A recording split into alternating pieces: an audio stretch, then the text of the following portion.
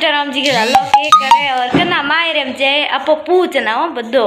जिमो हाल तक देख जो कोने मायरे में की बात है मायरे में जाओ भाई आधा रोटी के दही में हेलो पारी बिरु दही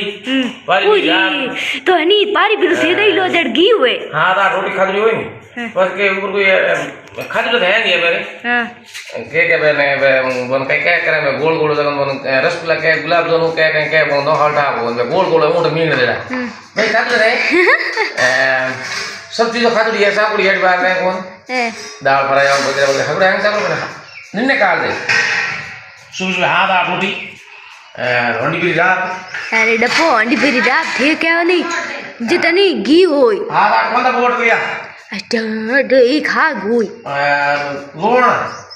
थोड़ी शक्कर थोड़ी मिर्च है भैया शक्कर थे कोई टाबर थोड़ी हो मीठो है मतलब पता नहीं मारे करो तो क्या कोई मिठाई को गुलाब जामुन को रसगुल्ला को रसमलाई को एक बार कोई भी भले समसम को कहीं भी भावे तो कोई ठोको पण आधा रोटी घरों जीम लो सुबह सुबह बस आप शरीर दिन रेडी रेट रही आपने तो कोई चीज खराब ही नहीं करे मारो कण वही है मार बहन भाइयों घरों कभी जो ब्याह शादी में तो कोई घी को बारी हुए तो ये बात है कोई नहीं आया करे लारो डेढ़ आ जाए करे तो घरों हाथ आठ रोटी जी